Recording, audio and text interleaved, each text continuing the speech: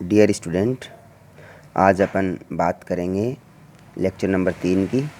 इसमें मात्रकों को अपन ने डिस्कस किया था पिछले लेक्चर में, और अपन ने पढ़ा भी था कि मात्रक जो होते हैं, यूनिट्स होते हैं, उनको 3 प्रकार के पद्धतियों में, 3 प्रकार के सिस्टम में लिखा जा सकता है।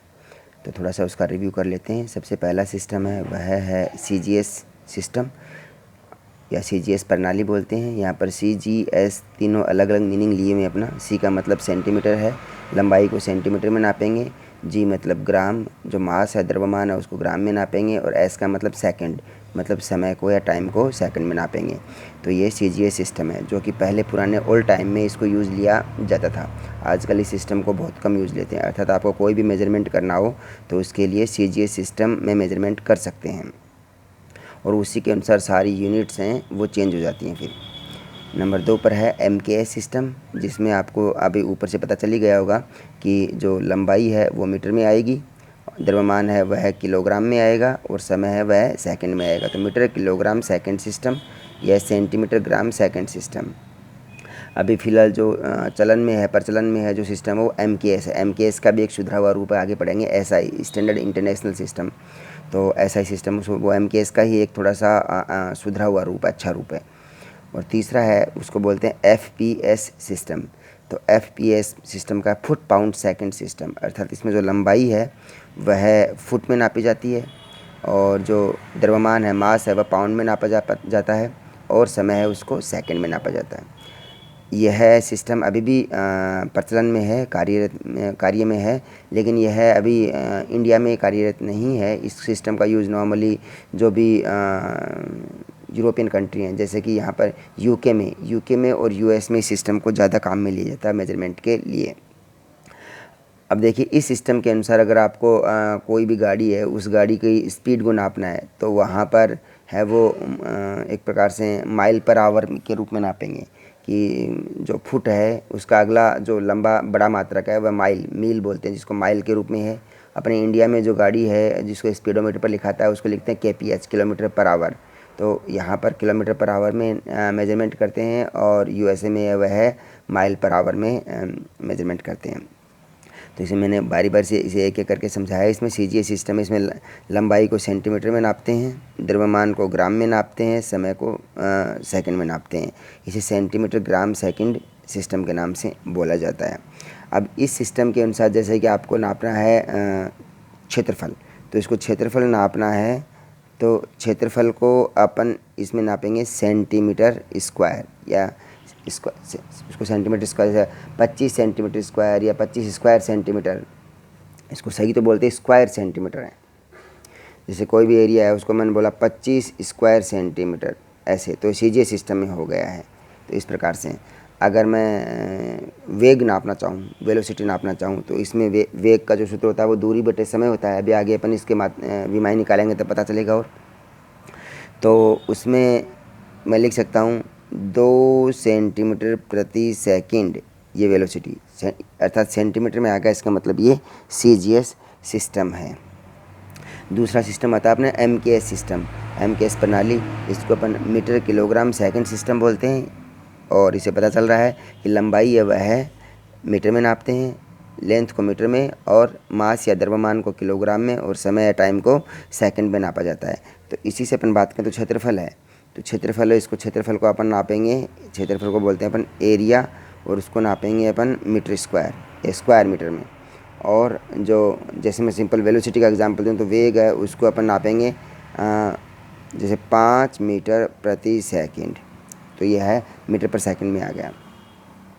तीसरा सिस्टम है जो नॉर्मली अपने इंडिया में प्रचलन में नहीं है, यह अभी डिस्कस के बताया कि नॉर्मली यूके और US में से इंग्लैंड और अमेरिका, यूरोपियन कंट्री हैं, उन देशों में आज भी फुट पाउंड सेकंड सिस्टम का यूज किया जाता है। इसमें क्या है कि जो लंबाई है वह फुट में नापी जाती है, इंच, फुट, माइल, फरलॉन्ग, इसमें इस लंबाई को नापते हैं अपन। और द्रव्यमान है उसको पाउंड में नापते हैं। और नॉर्मली इंडिया में पाउंड भी अलग अलग है, अमेरिकन पाउंड और ब्रिटिश पाउंड। इंडिया में जो स्टैंडर्ड पाउंड का है वो नॉर्मली 454 ग्राम एक पाउंड के बराबर लगभग माना जाता है। इसको अप्रॉक्सीमेट टू अपन 450 ग्राम 500 ग्राम, मतलब एक किलोग्राम में 2.5 पाउंड के अप्रॉक्सीमेट मान सकते हैं। और जो समय है उसको अपन नापेंगे सेकंड में। तो आपने देखा कि तीनों सिस्टम है उसमें एक चीज़ कॉमन है, वो ये है कि समय है उसको तीनों में ही सेकंड में नापा जाता है। सेकंड, मिली सेकंड, इस प्रकार से ही उसको नापते हैं अपन। सेकंड के बाद में मिनट आ जाएंगे, मिनट के बाद में घंटे आएंगे, घंटे के बाद में दिन, दिन के बाद में अपन वीक, मंथ, ईयर ऐसे बोल सकते हैं। और जो समय की यूनिट है सेकंड, उसको कई बार अपन लंबाई की यूनिट के रूप में भी बताते हैं। जैसे कि अपन ये कहें कि लाइट ईयर एक यूनिट है, इसको बोलते हैं प्रकाश वर्ष। प्रकाश वर्ष या लाइट ईयर। प्रकाश वर्ष या लाइट ईयर का मतलब होता है कि प्रकाश है वो एक साल में जितनी दूरी तय करता है उतनी दूरी। अब देखिए, प्रकाश जो लाइट की वेलोसिटी है, प्रकाश का जो वेग है वो होता है 3 × 10⁸ मीटर प्रति सेकंड। मतलब 3 × 10⁸ मीटर प्रति सेकंड। इसका मतलब हो गया 3 × 10⁵ किलोमीटर प्रति सेकंड, क्योंकि अपन को पता है 1 किलोमीटर में 1000 मीटर होते हैं। अब इसको अगर अपन सिंपल लैंग्वेज में बोलें 3 × 10⁵ किलोमीटर प्रति सेकंड को, तो ये हो जाएगा 3 लाख किलोमीटर प्रति सेकंड। अर्थात प्रकाश है वो एक सेकंड में लगभग 3 लाख किलोमीटर ट्रेवल करता है, गति करता है एक सेकंड में। तो आप देख सकते हैं कि एक साल में वो कितनी गति करेगा, कितनी दूरी पर गति करेगा। तो जो ग्रहों की दूरियां हैं आपस में, उनको अपन लाइट ईयर से शो करते हैं। जब पृथ्वी और सूर्य के बीच की दूरी है उसको अपन बोलेंगे कि प्रकाश वर्ष में है वह। पृथ्वी और बृहस्पति ग्रह के बीच की दूरी है, पृथ्वी और बुध की दूरी है, मंगल ग्रह की दूरी है, तो इनको अपन लाइट ईयर में शो करते हैं। जो बहुत लंबी लंबी दूरियां होती हैं जिसमें प्रकाश को तय करने में कई सालों लग जाते हैं, उसको अपन लंबी दूरियों के रूप में बताते हैं। कि इसी प्रकार से यह भी एक रिसर्च का विषय भी है और काफ़ी अच्छी इस पर रिसर्च हो भी रही है कि एक टाइम के बाद में समय को ही वह दूरी का मात्रक बना लिया जाएगा ऐसा करके। अभी सबसे लेटेस्ट जो प्रणाली है, सिस्टम है, उसको बोलते हैं एसआई सिस्टम। एसआई का मतलब स्टैंडर्ड इंटरनेशनल।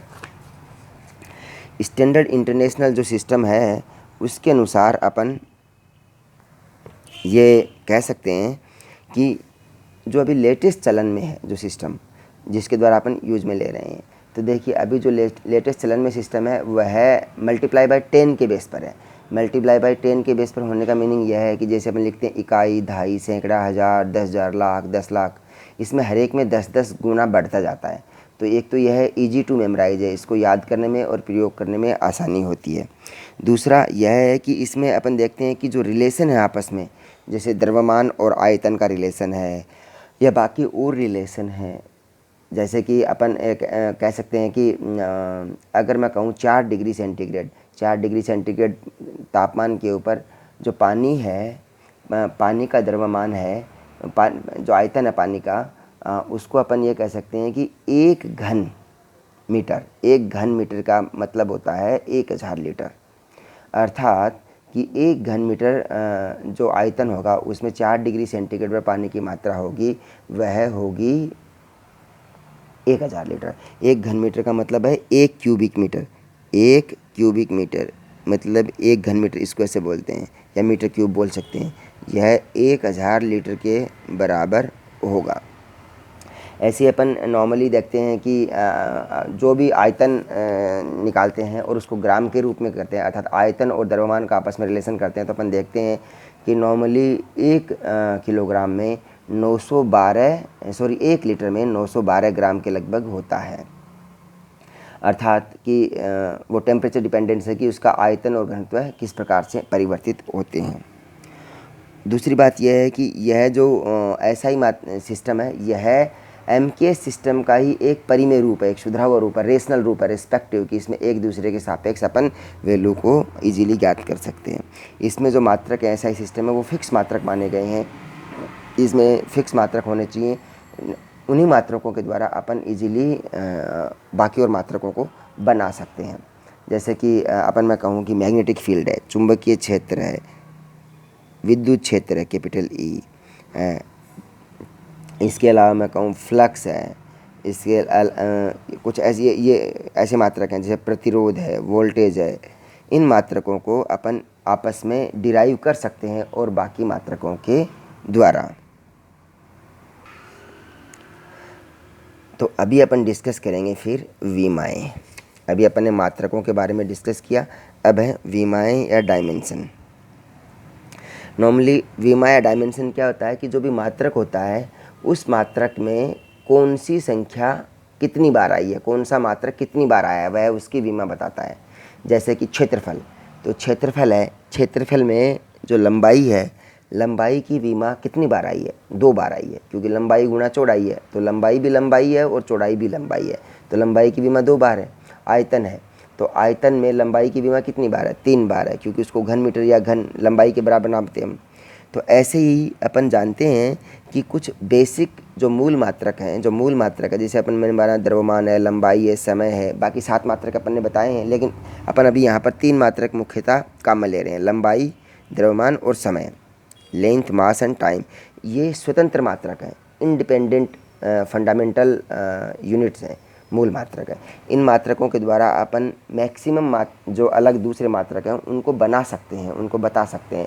जैसे ऊर्जा है, कार्य है, शक्ति है, आवेग है, संवेग है, द्रव्यमान, प्रतिबल है, दाब है, आवृत्ति है, प्रत्यास्थता गुणांक है, आवेग है। इसमें बहुत सारे मतलब भौतिकी के अंदर आने वाले लगभग मात्रकों को अपन इन मात्रकों के द्वारा बना सकते हैं। जो मूल मात्रक हैं उनको अपन द्रव्यमान, लंबाई और समय लेते हैं। अब द्रव्यमान को इंग्लिश में बोलते हैं मास, तो मास के लिए उसका कैपिटल एम उसका सिंबल ले लिया। जहाँ पर भी कैपिटल एम से लिखा होगा इसका मतलब वह है विमा के अंदर मास है। लंबाई, लंबाई में होता है लेंथ, तो लेंथ को एल से रिप्रेजेंट कर, अर्थात जहाँ भी कैपिटल एल से लिखा होगा उसको अपन लेंथ के द्वारा रिप्लेस कर देंगे। और तीसरा है समय, समय को बोलते हैं टाइम, तो टाइम का कैपिटल टी अपन यहाँ पर यूज़ लें, जहाँ कैपिटल टी लिखा होगा उसका मतलब हो गया वहाँ पर टाइम। अर्थात अपन अब सभी मात्रकों को एम, एल और टी के रूप में लिख सकते हैं। ध्यान रखिए, जब भी विमाएँ लिखेंगे तो उसको स्क्वायर ब्रैकेट में लिखते हैं, ऐसे, जो इसको बोलते हैं स्क्वायर ब्रैकेट।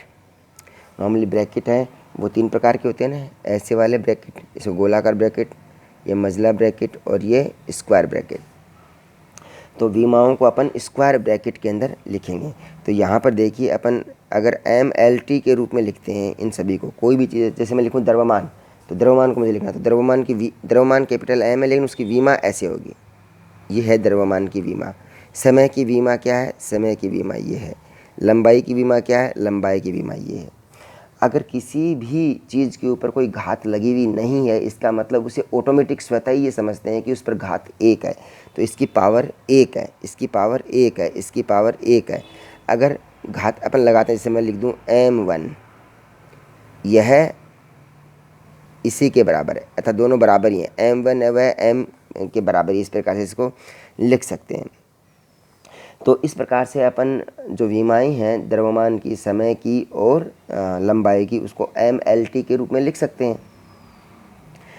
अब देखिए, किसी भी भौतिक राशि है उसका विमीय सूत्र लिखना है, उसको विमाओं के रूप में लिखना है। कोई भी भौतिक राशि, जैसे बल, द्रव्यमान, कार्य, ऊर्जा, शक्ति, गतिज ऊर्जा, स्थितिज ऊर्जा, संवेग, दाब, आवेग, प्रत्यास्थता गुणांक, चुंबकीय क्षेत्र, विद्युत क्षेत्र, विकृति, प्रतिबल, यंग प्रत्यास्थता गुणांक, वोल्टेज, विभव, प्रतिरोध। किसी को भी अगर आपको भौतिक राशि को, कोई भी भौतिक राशि है जिसको आपको विमाओं के रूप में लिखना है, तो उसको अपन एम, एल, टी, एम्पियर, मोल, कैंडेला, टेम्परेचर, ये जो 7 भौतिक राशियाँ मात्रक पढ़े उनके द्वारा अपन रिप्लेस कर सकते हैं।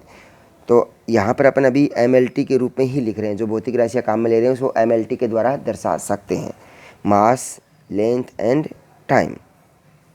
तो अगर उसे विमा के रूप में लिखें तो ऐसे लिखेंगे, देखिए square bracket M, L, T, और उनकी घातें कर दिए हैं, एम की घात ए, एल की घात बी और टी की घात सी।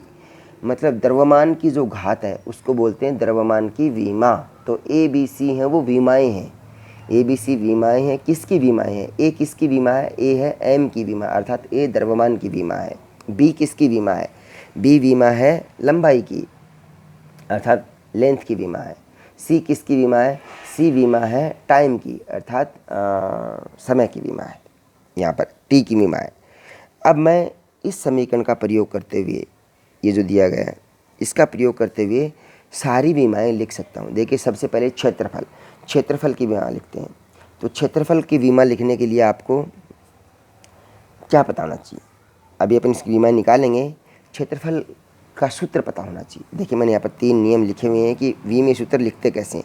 सबसे पहले दी गई राशि का सूत्र लिखिए। जो भी भौतिक राशि है, फिजिकल क्वांटिटी है, जिसकी विमा ज्ञात करनी है, उस भौतिक राशि का सूत्र लिखो। तो उसका सूत्र लिखेंगे तो सूत्र कितना होगा उसका सूत्र होगा लंबाई गुणा चौड़ाई।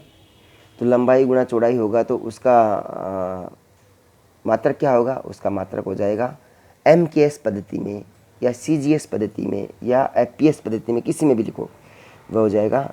जैसे मैं MKS में लिखता हूँ तो स्क्वायर मीटर हो जाएगा, मतलब मीटर की घात 2। CGS में लिखता हूँ तो सेंटीमीटर स्क्वायर हो जाएगा, और अगर मैं FPS में लिखता हूँ तो फुट स्क्वायर हो जाएगा। कहने का मतलब लंबाई का स्क्वायर।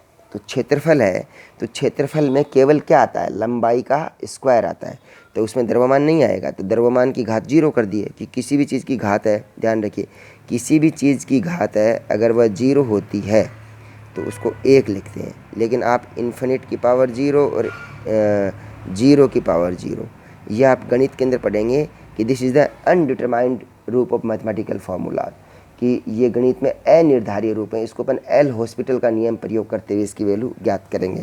तो इन्फिनिट की पावर 0 और 0 की पावर 0 है, ये अनिर्धारित रूप या अनडिटरमाइंड रूप बोलते हैं इसको। बाकी और संख्याओं में किसी भी की पावर है वो अगर 0 होती है तो उसका मान 1 लेते हैं। तो यहाँ पर देखिए m की घात 0, इसका मान 1, l की घात 2, क्योंकि क्षेत्रफल में लंबाई आती है, लंबाई कितनी बार आती है? 2 बार। तो लंबाई 2 बार आती है तो l की घात 2 हो गई है। क्षेत्रफल में समय का कोई भी मान नहीं आता है, इसलिए t की घात 0। तो क्षेत्रफल की विमा हो गई है square bracket m0 l2 t0 की स्क्वायर ब्रैकेट बंद। अब देखिए इसमें m और t दोनों हैं ही नहीं, तो इसको नहीं भी लिखे तो भी चलता है।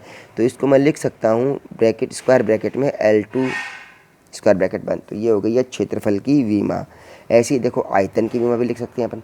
आयतन में क्या है? लंबाई गुणा चौड़ाई गुणा ऊंचाई। सबसे पहले उसका सूत्र लिखा। अब लंबाई दूरी है, चौड़ाई भी दूरी है, ऊंचाई भी दूरी है। लंबाई मतलब कहने का मतलब तीनों को ही अपन मीटर मीटर मीटर लिख सकते हैं। तो मीटर की मीटर क्यूब हो गया है। तो जो आयतन है उसके लिए केवल जो मात्रक होगा वो घन मीटर होगा। घन मीटर का मतलब मीटर की घात 3। तो उसमें न तो द्रव्यमान आता है न समय आता है। तो वापस देखिए आयतन के लिए विमा लिख देंगे अपन m0 l3 t0।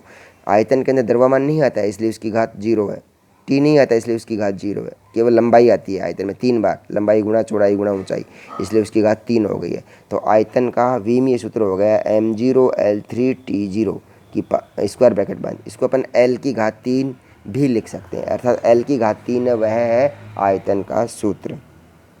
ऐसे ही देखिए अपन अब वेग का सूत्र भी लिख सकते हैं। वेग क्या है? वेग होता है दूरी बटे समय। तो दूरी बटे समय, तो देखिए वेग है वह दूरी का मतलब डिस्टेंस और टी का मतलब टाइम। तो डिस्टेंस क्या है? दूरी क्या है? लंबाई है, तो ये हो गया एल, और ये टी का मतलब समय, तो टी। दोनों एक एक बार ही है ना, डी भी एक बार ही है, टी भी एक बार है, तो इसकी घात भी 1 और इसकी घात भी नहीं लिखेंगे तो भी चलेगा। लेकिन यहाँ पर जो टी है वो हर में आया है, डिनोमिनेटर आया है। डिनोमिनेटर में आने की वजह से क्या है, इसको ऊपर की तरफ लेके जाएंगे।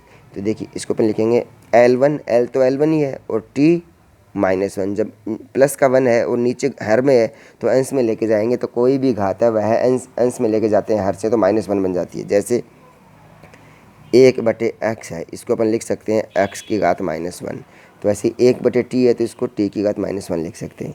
तो ये हो गया है m0 l1, ये 1 है, और t -1, तो ये वेग का सूत्र हो गया। ऐसे अपन लिख सकते हैं, इसको देखो लिखा है L1/t1 मैंने लिखा था यहाँ पर, और ये L1 t -1, ये हो गया वेग का विमीय सूत्र स्क्वायर ब्रैकेट में बंद। अभी अपन कुछ विमाएँ ज्ञात करेंगे। सबसे पहले अपन विमा ज्ञात करेंगे बल की। अब आपको बताना है कि बल फोर्स है उसकी विमा क्या होती है। तो आपको इन तीनों चीज़ों के अनुसार सबसे पहले क्या लिखना है? सर्वप्रथम दी गई राशि का सूत्र लिखो। सूत्र किससे आएगा? उसकी परिभाषा से। तो आपको बल की परिभाषा और बल का सूत्र पता होना चाहिए, कोई भी बल का सूत्र पता होना चाहिए आपको। फिर जो बल का सूत्र है उस सूत्र को आपको द्रव्यमान, समय और टाइम के अनुसार इन चीज़ों के अंदर तोड़ देना है, और फिर द्रव्यमान, समय और टाइम की जो विमा है उनके रूप में बल की विमा लिख देनी है। तो देखिए, बल किसी भी भौतिक राशि है, m द्रव्यमान की भौतिक राशि है, अगर उस पर बल लगाया जाता है तो उसमें त्वरण a उत्पन्न होता है। तो बल का मान हो गया है वह द्रव्यमान गुणा त्वरण, m गुणा a। तो m है द्रव्यमान, तो m को तो द्रव्यमान को तो अपन कैपिटल M के रूप में लिख सकते हैं। अब a क्या है? त्वरण है। त्वरण क्या होता है? एक्सेलरेशन क्या होता है? वह होता है वेग में परिवर्तन की दर, अर्थात समय के सापेक्ष वेग में परिवर्तन होना। तो वो हो गया है v/t। जो देखिए, द्रव्यमान गुणा वेग बटे समय। अब आपको वेग की विमा पता है तो अच्छी बात नहीं, वेग को भी आप और तोड़िए। तब तक उन भौतिक राशियों को आप तोड़ते जाइए, कन्वर्ट करते जाइए, जब तक कि वो मूल भौतिक राशियाँ नहीं बन जाती। तो देखिए, वेग है वो मूल भौतिक राशि नहीं है, तो वेग को भी किस में अपन कन्वर्ट करेंगे, परिवर्तित करेंगे? वह है द्रव्यमान में और समय में और दूरी में। तो वेग क्या है? दूरी बटे समय। तो देखिए, दूरी बटे समय, तो ये हो गया दूरी बटे समय का स्क्वायर। अब इससे आगे इसको नहीं अपन कन्वर्ट कर सकते, क्योंकि द्रव्यमान भी मूल भौतिक राशि है, दूरी भी मूल भौतिक राशि है और समय भी मूल भौतिक राशि है। तो ये द्रव्यमान को लिखेंगे कैपिटल M, तो कैपिटल M एक बार आया है तो कैपिटल M एक बार लग दिया। दूरी है वो एक बार आई है, तो दूरी क्या? लंबाई है, तो इसको L1 एक बार लिख दिया, बटे बटे कर दिया। समय कितनी बार आया है? समय 2 बार आया है, तो t 2 बार आया है, तो t को 2 बार लिख दिया। तो इसका v में सूत्र क्या बनेगा? स्क्वायर ब्रैकेट में बंद कर दिया। बल का v में सूत्र बन जाएगा m1 L1, और t नीचे है ना स्क्वायर के साथ में, तो इसको ऊपर लेके जाएंगे तो -2 हो जाएगा, तो माइनस का 2, तो m1 L1 t - 2। ये बन गया है बल का v में सूत्र, m1 L1 t - 2। अब आप एक बात खास तौर पर ध्यान रखिएगा कि बल का विमीय सूत्र अगर आप भौतिकी में याद रख लेते हैं, फिजिक्स में याद रख लेते हैं, तो आप 70 से 80% विमाओं को इससे बना सकते हैं।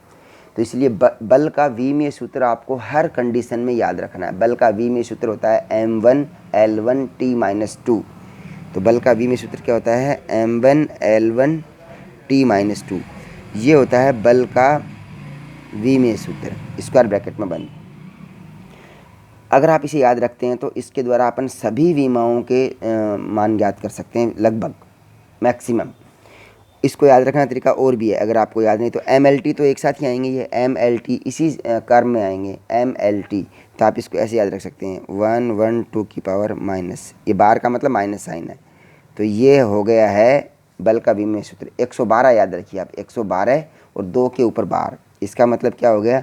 m1 L1 और t - 2, ये बल का विमीय सूत्र है। इसके द्वारा अपन बाकी और सूत्र आसानी से ज्ञात कर सकते हैं। जैसे कि अगला मैं बात कर रहा हूँ कार्य। तो कार्य